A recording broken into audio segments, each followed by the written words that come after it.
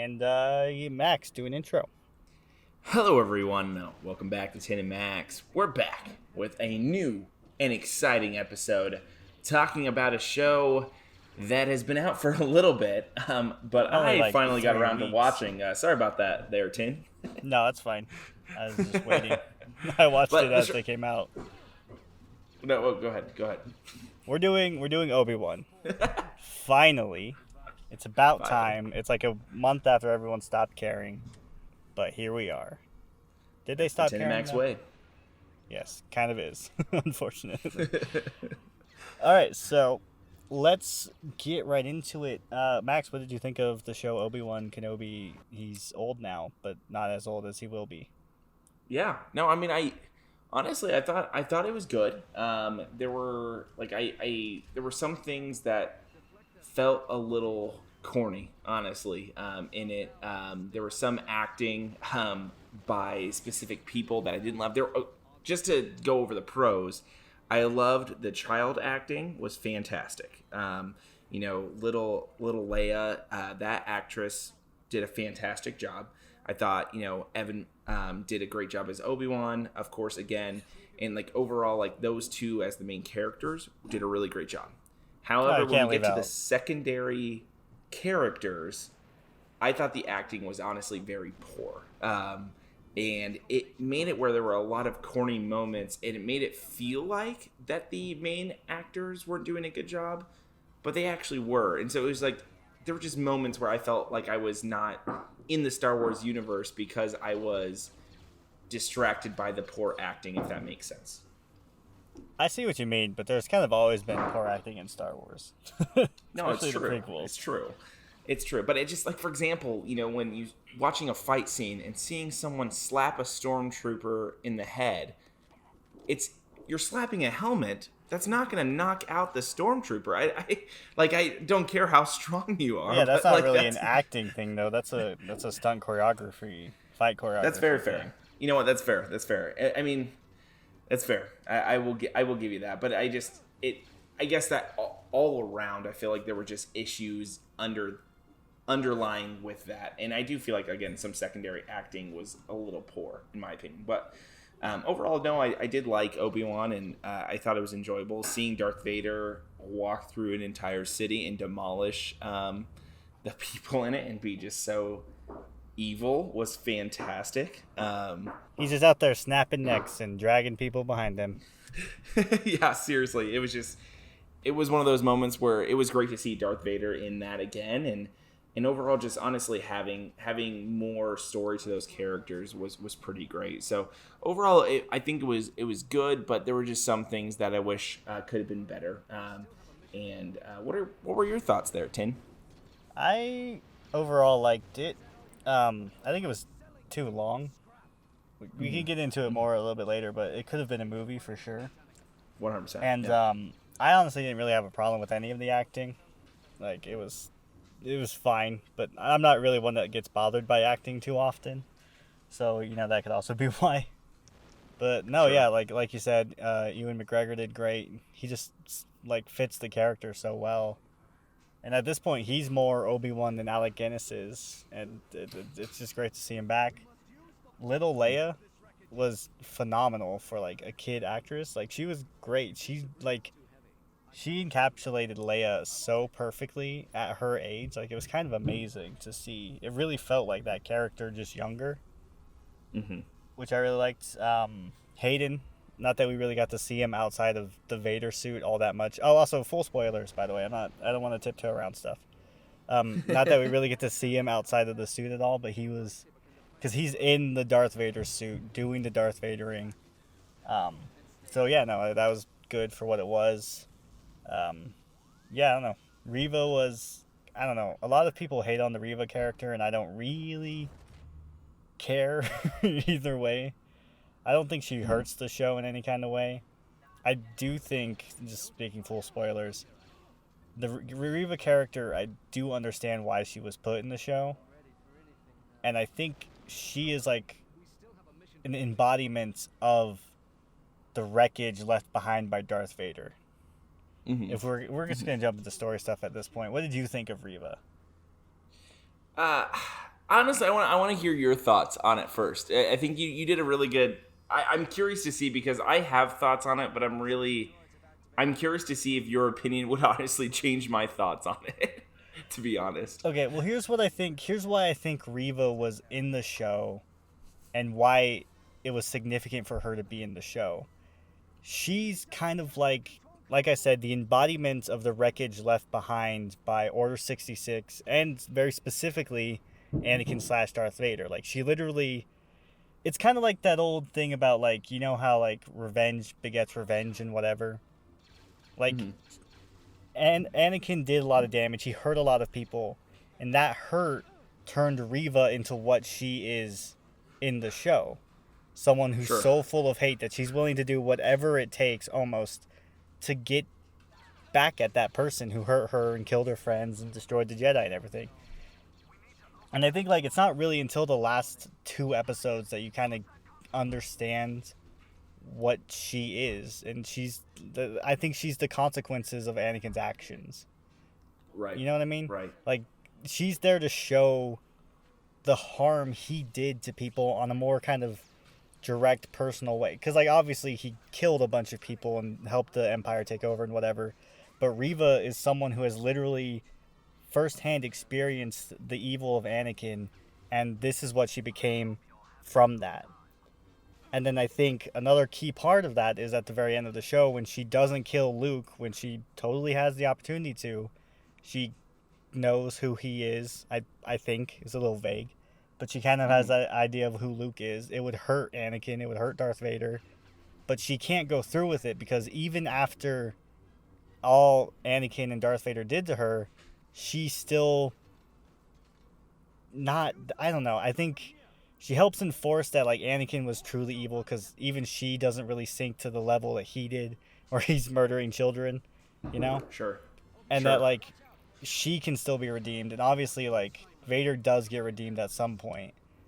And that was kind of a ramble, but that was my thoughts on the character. Like, I understand why she was there and what she represents to the story. Like, that's what I think she represents, at least. No, I get it. Here are my initial thoughts with her is she just seems like she was way too aggressive at the beginning to all of a sudden become, I feel like, in the story where it's like what every Star Wars story goes to, where it's the good versus evil. Which side will you choose? Will you choose the light or the dark side, right? And she was evil at the beginning, like killing people and just going nonstop and didn't have any remorse for it.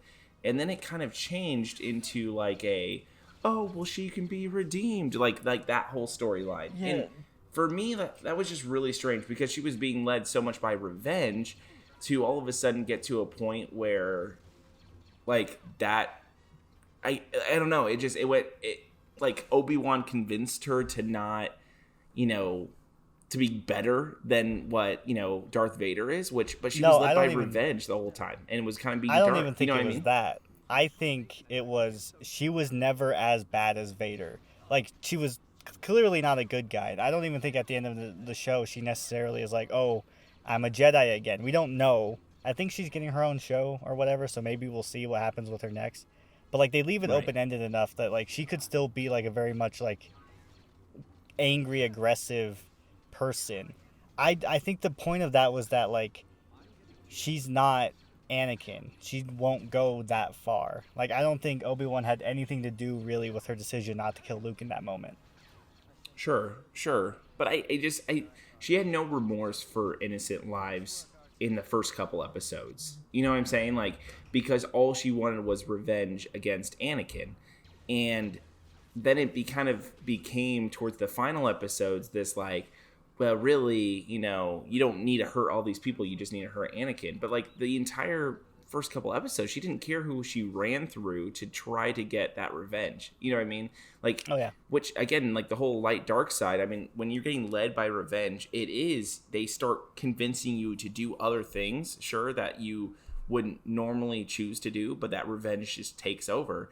And it just didn't feel like a really good progression of that revenge storyline, if that makes sense. Because even towards the end, Obi-Wan says, hey, you just need to fight. Just fight Darth Vader. Get your revenge, right? Get your revenge in this moment. and she does and loses, but like I don't understand why that revenge just didn't keep taking her over, if that makes sense. Well, because she's a better person than Anakin.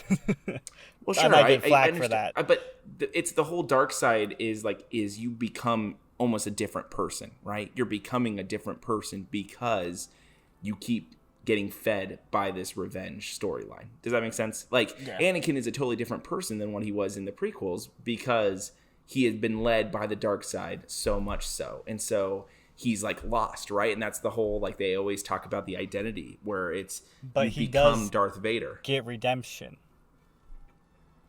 Like, totally. He comes back to the light side in the end. Right. But I guess what I'm saying is there's just a loss of character that happens, and I don't feel like we ever got that with her character. There was never a moment where it was like, oh, wow, you're not the same. And maybe it's because we started with her just being this evil person that was just killing a bunch of people. Because in those first couple of episodes, she killed a lot of innocent people, just trying to chase Obi-Wan and find Obi-Wan. You know what I mean? Yeah, but do we actually see her killing? We see her threaten a lot of people, but I don't remember if we actually see her kill anyone. I'm pretty sure we do. Because there was the whole who were the other teammates of hers that from the beginning? Stabs the Grand Inquisitor, but I wouldn't exactly call him an innocent. She stabs the Grand Inquisitor. Yeah, but she actually kills people before that, right? Because she's going around and she almost kills. Who's watching over Luke? Uncle Ben. Owen. No, not Uncle Ben. Shoot. Wow, I can't remember any of these names. His name's right Owen. Now. Yes, thank you. She almost kills him looking for Obi-Wan, right? And she actually does kill some people in that scene before that. No, she cuts that woman's hand off, but she doesn't kill anybody. Fair enough. Man, maybe I have to rewatch it, but I feel like there were moments where I just remember watching I'm not saying wow, you're she's wrong. Super I don't think you're wrong necessarily, but I don't think she's not out there just slashing down innocent people left and right. Like, I do think there's an element of her character that she's so focused on revenge that she doesn't care who gets hurt along the way, but she's also not murdering she almost kills that Jedi at the beginning, but we also don't really see that Jedi get killed. We just see him hanging in the Tatooine Square or whatever. She stabs the Grand Inquisitor. I mean, she's definitely willing to let innocent people die. I don't disagree, but I don't think we actually see her do anything all that evil. I guess she kidnaps Leia. Yeah. I don't know. Yeah. That's pretty evil. I definitely think there is some nuance in the character that was necessary that just kind of isn't there. And I think that if we can move on from that character now, I think that ties into one of the biggest issues with the show in general is the pacing seems a little bizarre. Yeah. And there is someone, I don't remember who, if I can find it when I'm editing it, I'll flash it on screen. They put together a movie cut of this show where they took the show, the 6 episodes or whatever, and they cut it down to a 2.5 hour movie. As of recording this, I haven't watched it because I just got done watching the series. I don't really want to watch through it again. But I think if I ever want to revisit this show, I'm going to watch it. I'm going to watch that cut of it as a movie and just see if it works better. Because I feel like there is a lot of filler and a lot of fluff in the show, even in just like how long some of the scenes are drawn out for. You know what I mean? No, 100%. I agree. I think it would have worked so much better as a movie. And I honestly think that's a flaw that we're just seeing from Disney overall right now, is that they're so focused on making these TV shows, which again makes it more content and everything like that.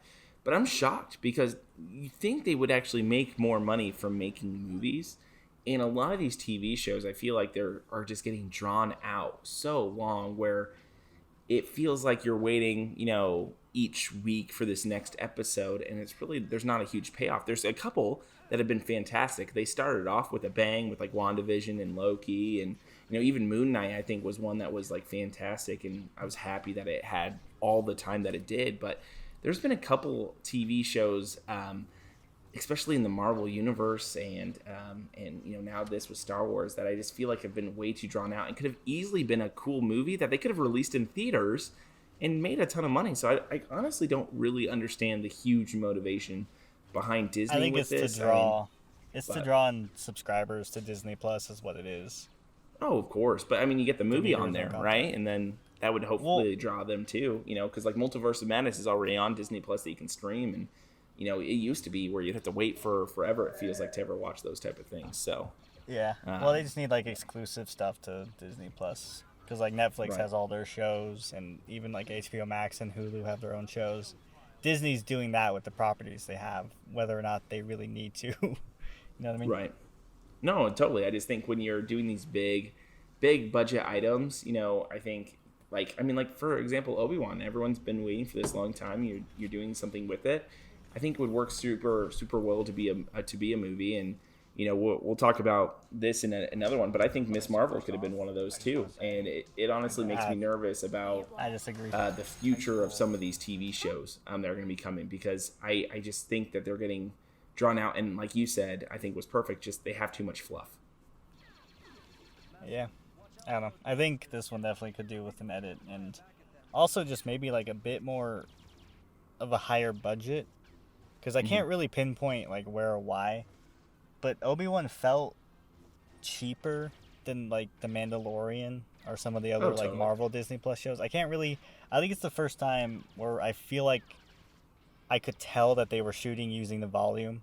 And for those of you who don't know, the volume is basically like a big room of LCD screens where they can project like actual high definition backgrounds onto, so that they can film it in camera like they're on the planet. You know what I mean? And like that's really Yeah. cool. But this show is the first time I really felt like I felt that confined. I could Right. I could tell. You can even see like in some of the shots, some of the like the top of it doesn't look like it's in focus properly, and that scene where Leia's running away from the bounty hunters. I know people have memed it to death, but like you can kind of get that like it's not a super fulfilling chase, because it feels like they're chasing her in like this one little room when it's supposed to be like a full forest. Right. Well, I know, yeah, and I agree with that, and I also I think just to the story itself, I think it would have been really cool to have more Vader scenes. Honestly, I think there were multiple moments that were really memorable with Vader, but for the first couple episodes, it kind of felt like he was like a Thanos, essentially sitting on his throne chair, not doing a lot. I don't think you don't want to throw him in right away. No, I agree. You don't want to throw him in right away, but like Obi-Wan versus Vader is like the big thing. You know what I mean? And so it would have been. Well, I don't know. I just think it could have been even more done, and even like Hayden Christensen's character, I don't feel like was in it enough. Looking back into like flashbacks and stuff, I think they could have even done more with that, because I felt like his acting ability honestly was underutilized, and just having it in like a lightsaber fight scene, and you know what I mean, and stuff like that. And I think they could have done more with that. To that scene's credit, I do like how those flashbacks tie in with the narrative of that episode, and how they're still kind of playing the same games with each other. Like Anakin, as much as he is Darth Vader now, he still thinks very much the same, and Obi-Wan knows that. And I did like that. What did you think of the lightsaber fights we got? The two big ones, the two big fights. I mean, honestly, I thought they were good. I thought I loved specifically the one where Vader was just using Force throughout it as well. I thought that was super cool, because I think it showed a lot more, and him being like kind of graceful in his dodges of the lightsabers as well. Oh yeah, I forgot about that one too. I thought that was really cool, because it kind of showed that, I don't know, it showed more of like a fighting style with it, if that makes sense, versus it just having two lightsabers just keep hitting and a bunch of spins and stuff and cool lights or whatever. It felt more like almost like a jousting match, you know what I mean? Where you have where there's dodges and enforced battles with the lightsaber. So I thought it was really cool, and like the rocks scene too, where they were firing rocks at each other. I thought that was really awesome as well. Yeah, that last fight was great. I love that Vader versus Reva scene, because like he's Darth Vader. He's like the most powerful Force user in the universe, and she thought she could take him. And I love that, like, he's so cocky in that fight. It's amazing. Like he's like, I don't even have to like use my lightsaber to beat you. And then like he does bring out the lightsaber, and then he like disarms her immediately. Like she stood no chance. And like I think it kind of had to go that way, because there would be such a difference between him and her for so many reasons, on so many levels, and then it kind of adds to when Obi-Wan then beats him in the next episode. When you see how good he is, and then you see him get beat by Obi-Wan in what is a really good fight. I do really like that fight. But yeah, no, I just, as a fan of Darth Vader, I loved Vader in this, honestly. No, I did too. One of my favorite villains of all time. When he grabbed that ship from flying away, that moment, I got out of my chair. I was so hyped for that scene, and then he just starts ripping the pieces off of it. Oh, it's amazing. I love Darth Vader. It was so cool. No, I really do think, again, and that's where maybe I just wanted more of him instead of more of the fluff that we got, in it. And so, but no, overall, again, I do think it was good. I really do think it could have been a movie. And I think some of the acting could have been a little bit better from secondary characters. There were just, I can't pinpoint exactly like what moments, but I just remember there were times where I literally, my wife and I were watching it and we looked at each other and we're like, rough, and like when my wife says that, that's pretty bad. She's not a big film buff. She doesn't really care too much about that stuff. But when she says something, it's not great. And so there were just a couple moments that happened that were like that throughout the show. But yeah, no, overall, I mean, again, if you're a Star Wars fan, you have to watch this show. Let me just 100%. It's kind of my wrap up for this review. I think it's an okay show overall. I don't think it's as bad as some people make it out to be. I don't think it's the best thing ever. It's got its issues. It's got its high points, but not a lot of like. I think it has like a lot of like medium parts and then some really high points, and like maybe a couple low points, whatever. But like I think overall it averages out to just an okay show. But that being said, I think it has quite possibly my favorite Star Wars scene ever. And as someone who grew up with the prequels, that scene where Obi-Wan has beaten Vader, the helmet's half off, that whole interaction, so good. I love it a lot. The line where he says, "I am not your failure, Obi-Wan. You didn't kill Anakin Skywalker.